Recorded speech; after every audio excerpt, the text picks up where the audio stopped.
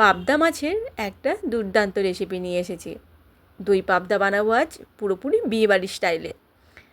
আমি কিভাবে বানাচ্ছি এই দই পাবদাটা প্রথম থেকে শেষ পর্যন্ত দেখতে থাকো, আমার সাথে থেকো। মাছের মধ্যে এবার আমরা লবণ হলুদ মাখিয়ে নেব। দিয়ে দিচ্ছি লবণ, হলুদের গুঁড়ো, একটু সর্ষের তেল। লবণ, হলুদ, সর্ষের তেল মাছের মধ্যে বেশ ভালো করে মাখিয়ে নেব।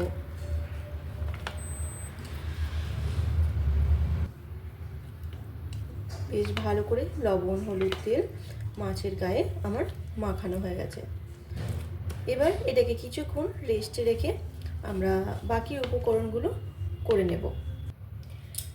যেহেতু দই পাবদা বানাবো তাই নিয়েছি টক দই, আর এখানে নিয়েছি কিছুটা পরিমাণ 1 চামচের মতন হলুদ সর্ষে, কালো সর্ষে আর 1 চামচ পোস্ত। সর্ষে পোস্ত একসাথে পেস্ট করে নেব, আর নিয়ে নেব এরই সাথে 4টে ঝালের জন্য কাঁচা লঙ্কা। সর্ষে পোস্ত কাঁচা লঙ্কার একটা স্মুথ পেস্ট বানিয়ে নিয়েছি। এরপর দই আর সর্ষে পেস্টটাকে সাইডে রেখে আরও একটা পেস্ট বানিয়ে নিতে হবে আমাদের। এখানে 5 পিস কাজু নিয়েছি, এই কাজুটারও আমাদের স্মুথ পেস্ট বানিয়ে নিতে হবে।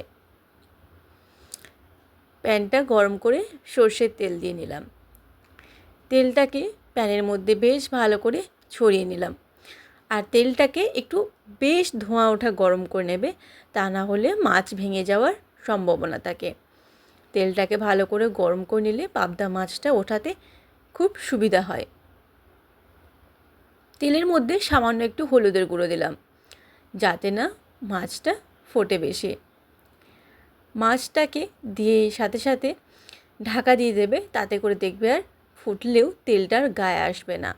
দেখো আমি যেইভাবে দেখাচ্ছি ঠিক সেইভাবে পাবদা মাছটা ভেজো, আর তেল ছিটকে আর গায়ে আসবে না। দেওয়ার সাথে সাথেই এইভাবে ঢাকা চাপা দিয়ে দেবে। একটা পিঠ হয়ে গেছে, এবার অপর পিঠটা উল্টে দিচ্ছি। আমি মাছ ভাজতে ভাজতে এই পাবদা মাছই অনেকবার আমার গায়ে তেল ছিটকে এসেছে, তাই যখনই মাছ ভাজি আমি এইভাবেই ঢাকা দিয়ে দিই। দেখো উপরে কতটা তেল ছিটে এসেছে। এই ঢাকাটা আমার ঠিক ঢালের মতো কাজ করে। এখানে মাছটা ভাজা হতে থাক, আর ওইদিকে আমরা মশলাটা রেডি করে নিই। এখানে দইটা আছে, দইটাকে ফেটিয়ে নেব। দইয়ের মধ্যে দিয়ে দিচ্ছি অল্প একটু লবণ। আমি লবণটা একেবারেই নিয়ে নিয়েছি, আবারও যদি মনে হয় তাহলে আবার পরে দেব। দইটাকে বেশ ভালো করে ফেটিয়ে নিয়েছি। এরপর দইয়ের মধ্যে হলুদের গুঁড়ো আর কালারের জন্য একটু কাশ্মীরি লঙ্কার গুঁড়োটা দিয়ে নেব, আর সর্ষে পোস্ত কাঁচা লঙ্কার পেস্টটা একই সাথে মিশিয়ে নেব। এবার সমস্ত কিছু উপকরণকে বেশ ভালো করে মিশিয়ে নেব একই সাথে। তবে কাজু বাদামের পেস্টটা কিন্তু এখন দেব না, কাজু বাদামের পেস্টটা মশলাটাকে কষে নেওয়ার পর দেব। ভালো করে মেশানো হয়ে গেছে, আর এইদিকে আমার মাছ ভাজাও কমপ্লিট হয়ে গেছে। মাছটা যেহেতু ভাজা হয়ে গেছে তাই আর ফুটছে না। তেল ঝরিয়ে মাছগুলোকে তুলে রাখবো। আর হ্যাঁ, পাবদা মাছ একদম কুড়িয়ে ফেলবে না, কেননা খুব বেশি মাছটা ভাজলে মাছের টেস্ট একদম চলে যাবে। একদমই কয়েক সেকেন্ড মাছটাকে ভেজে নেবে। ওই তেলের মধ্যেই দিয়ে দিচ্ছি কয়েকটা চেরা কাঁচা লঙ্কা আর 1 চামচের মতন কালো জিরে। ফোড়নটাকে বেশ একটু নাড়াচাড়া করার পর যখন দেখবে একটা মিষ্টি গন্ধ বেরিয়ে আসছে, তখন দইয়ের মিশ্রণটা দিয়ে দিতে হবে। কাঁচা লঙ্কাটাও বেশ ভালো করে ভাজা ভাজা হয়ে গেছে। এবার দিয়ে দিচ্ছি দইয়ের মিশ্রণটা। সাথে সাথেই বেশ ভালো করে নাড়াচাড়া করে একটু কষে নিতে হবে। খুব বেশিক্ষণ কষবো না, যেহেতু সর্ষে আছে তাই তেতো লাগবে। কয়েক সেকেন্ড একটু নাড়াচাড়া করার পরে দিয়ে দেব ওই যে কাজু বাদামের পেস্টটা, সেটা দিয়ে দেব। আর কষতে কষতে একটু তেলটাও ছেড়ে এসেছে আমাদের। কাজু বাদামের পেস্টটা দেওয়ার পর আরও বেশ কয়েক সেকেন্ড আমাদেরকে এটা একটু কষে নিতে হবে। মশলা থেকে তেল ছেড়ে এসেছে, এবার খুব সামান্য একটু জল দিয়ে দেব। মশলা দেওয়া জলটা অল্প একটু দিয়েছি, আরও সামান্য একটু জল দেব, কেননা দই পাবদাটা একটু গ্রেভিটা ঘন হয়, খুব বেশি পাতলা হবে না, তাই জলের পরিমাণটা একটু কমই দিও। আগে যেহেতু স্বাদ মতন লবণ দিয়েছি, তাই আর লবণ দেওয়ার প্রয়োজন নেই। দই দেওয়ার জন্য আমি এখানে 1 চামচের মতন চিনি দিয়েছি, টেস্টের ব্যালেন্সটা ঠিক রাখার জন্য। 1 চামচও ঠিক না, 1 চামচ থেকে একটু কম।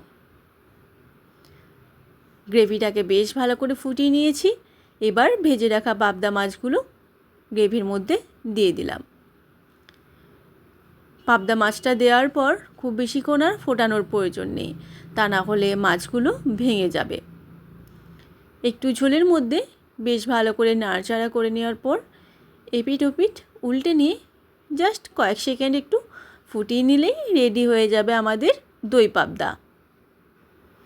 মাছগুলোকে গ্রেভির মধ্যে বেশ ভালো করে নাড়াচাড়া করে কয়েক সেকেন্ডের জন্য ঢাকা চাপা দিয়ে দিলাম।